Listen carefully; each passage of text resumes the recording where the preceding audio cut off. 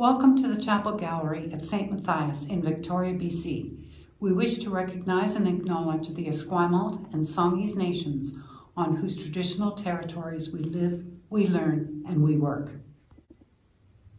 My name is Mary Ellen Threadkill, and I invite you to visit this exhibition of work by textile artist Barbara McCaffrey titled Persistence of Memory. The exhibition is made up of 19 works, one of which includes 24 8x10 panels, as well as 2 diptychs. I'm standing beside Identity, which is an excellent entree into Barbara McCaffrey's work. This piece is a silkscreen on photo paper. Welcome, Barbara. I'm so happy that you have agreed to meet with us to discuss your work. It's very exciting to see your multifaceted talents with all these different fabrics. Barbara has a 4-year diploma in textiles with distinction, as well as a BFA from the Alberta College of Art and Design in Calgary, now called the Alberta University of the Arts. Barbara has exhibited widely throughout Alberta and BC, including the Souk Fine Art Show, the Sydney Fine Art Show, and annually with the Vancouver Island Surface Design Group. Her work was also included in the Fiber Arts Design Book 7, published by Lark Books. She has received numerous Jurors' Choice Awards for her work, which can be found in private collections in Canada and the United States. Thank you, Mary Ellen. It's such a pleasure to be exhibiting my work here.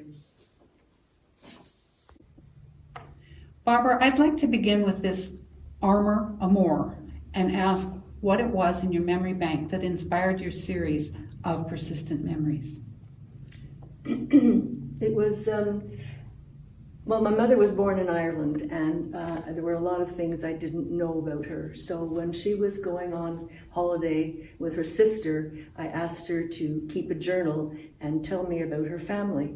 So she did, and then afterwards, a few years later, after she had passed away, I came across her sweater, and it really triggered the idea to make this piece and title it Armor Amour, because the armor was sort of representative of the shield she put around herself about being Irish. I don't think she ever was comfortable or happy about being Irish.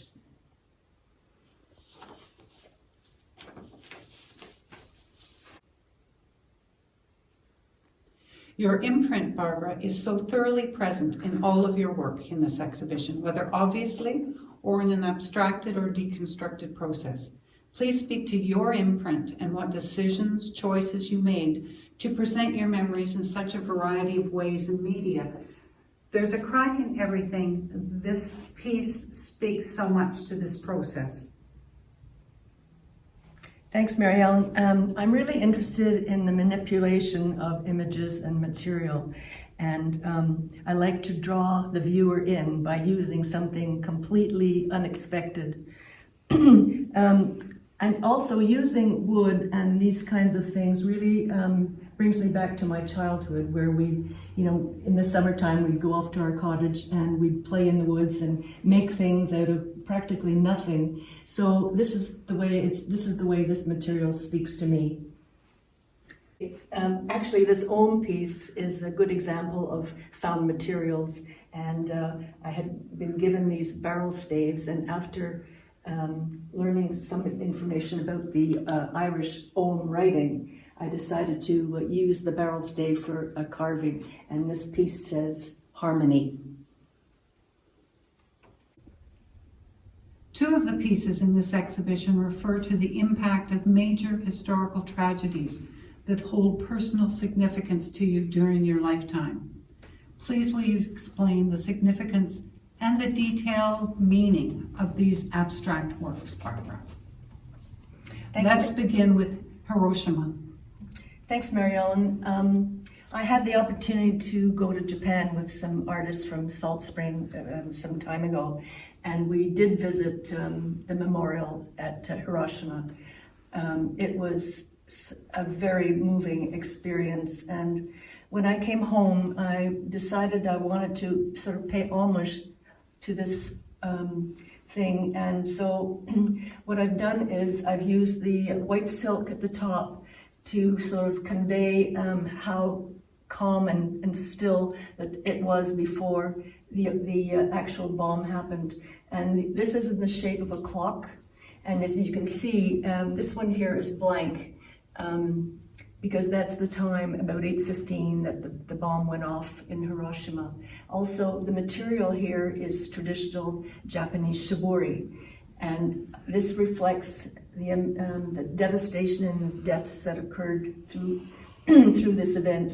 And here again, I've used stones to portray the rubble that was left and the darkness about the piece. And now, December 6th, 1989. Barbara, you were born and raised in Montreal. Again, please would you explain what the different parts of this work represent? This is my memory of the tragic event that happened at the École Polytechnique in Montreal, and 14 women students, engineering students, were massacred. About a year later, I was attending the Alberta College of Art and Design, and I thought about the hopes and dreams of these 14 women, and I thought I wanted to do something about that. So since they were engineering students, I wanted to use industrial type materials. So here we have window screening, and I've hung it on rebar and excuse me, and formed it into a quilt pattern, and each square represents one of those 14 women. Inside, my intention was to use engineering documents, but they were unavailable to me at the time. So it is newspaper inside, but I've quilted the whole thing in squares the same size as these red squares. Thank you, Barbara. Both works are so very powerful. This one, December 6th, 1989, and Hiroshima. From reading your extensive CV and biographical information, Barbara, I know that you're what I refer to as a life learner, meaning that you have a thirst for more knowledge, experiences, stimuli, challenges, etc. You don't stop. Since you graduated from the Alberta College of Art and Design in Calgary, you've continued to study and learn. This piece, If Walls Could Speak, really also speaks to a full circle for you. Please will you share the story behind If Walls Could Speak? Yes, thanks, Marianne. In the 70s, my mother returned to Ireland to visit her birthplace in Ballycastle, County Mayo. And she had told me after she visited Ballycastle that the farm that she grew up in was no longer there, but it was they had built a circle of holiday cottages on the property. And a couple of years ago, I was searching online for residencies, and I happened upon a textile workshop in Ballycastle, and I thought, I can't miss this opportunity to go there. So a friend and I did go, and when we were picked up at the train station, we were driven to our accommodation, and amazingly, we were housed in one of those holiday cottages on my mother's property. So these circles here represent the 10 cottages that they built, and the typical Irish cottages. And inside of these cottages, I have silk screened pages from my mother's journal that she had kept when she was on holiday with her sister. So the lichen colored walls really reminded me of the hardship that families faced, and at the age and the abandonment of homes that people had to leave. Barbara, the fact that you, without your knowledge, ended up staying in one of these cottages on your parent or your grandparents' farm it's really, truly a serendipitous happening, It isn't it? certainly is. It certainly is, yeah. Here's another example when I was speaking of abandonment, and I saw this window one day when we were out exploring, and I couldn't get over the feeling of loss and abandonment out of this window. You see vines growing in and out of the window, and that really, really touched me. And I've carried through with the same wall image here. And this is very typical of Irish cottages and the lace in the window. This image here are images of my hands, and they really, when I did this, I was thinking about the distance that is still occurring in Ireland. And even with the memorial, there were two really tall figures, and they're with hands outstretched, but neither one were actually clasping each other's hand. And that really left an impression on me. And this, of course, the fingerprint is the 3 generations of my family up to me from Ireland. Here's a couple more examples of some found materials that I've used. And this particular piece is our silk cocoons. And actually this gold is their natural color. And in here, I've made use of zippers and little stones in here. And up here, some old pearl buttons that I've found, and a doily from my mother's house. That piece is entitled Bento Boxes, correct, Barbara? Yes, that's right. That's bento boxes. And I think I was so fascinated with the Japanese packaging, and that's how I put it together in the shape of bento boxes. And here, my mother had some lovely Irish tea towels, and this one had a bee on it, so I used that to reflect my fingerprint, my hand, and more thumbprints, sort of reflecting the 3 generations. In here, sewing patterns make a great backdrop to cover the wood, and I've made little marks on copper, like a sleeve, a vest, and scissors. So that's the kind of thing I like to use, something that is unusual in my work.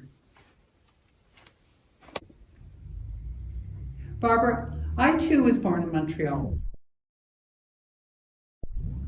I too studied French, but I've never created anything or done anything with my French lessons, and sadly I don't get to use and unfortunately nobody benefits from my French lessons today. Please will you speak to your French lessons? Yeah, sure, Marianne.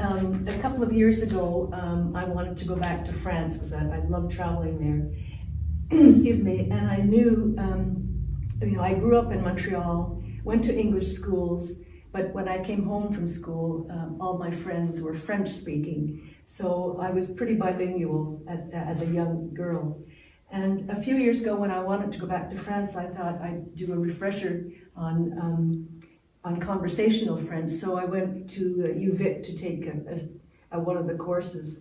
So in thinking about speaking French again and using French phrases, I had a really old Larousse dictionary. And when I was looking at each front page of the alphabet, the illustrations on this old dictionary were so beautiful. I thought I wanted to do the whole alphabet. And I embroidered each major letters and then put a saying inside, like quelle heure est-il, what time is it, and au revoir, and Y for les yeux.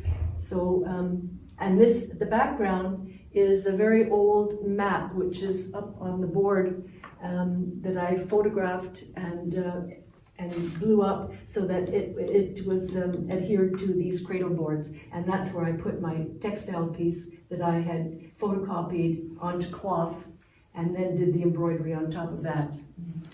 Merci beaucoup. As a treasure saver, It is mind-blowing to me, Barbara, that you've kept a newspaper from 1945, Montreal. Why and what made you decide to create a piece incorporating it into Now We Are Six? It's a series of things that happened that was pretty serendipitous as well. And, you read these newspapers around. It was almost like, National Geographics. You don't want to get rid of them. But when I was putting things together about the 6 long years of war, and also I thought I was 6 in 1945. And then I thought about the little book by A.A. Milne titled Now We Are Six. And so I started putting the things together, and I made a brown paper pattern to make this little dress, and then I photographed all the headlines and the other photographs in the newspaper, and decided that this would be the basis for the dress. So I'd love to read the little poem that ends this title. When I was 1, I had just begun. When I was 2, I was nearly new. When I was 3, I was hardly me.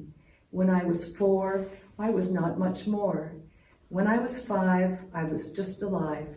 But now I am 6. I'm as clever, so I think I'll be 6 now, forever and ever.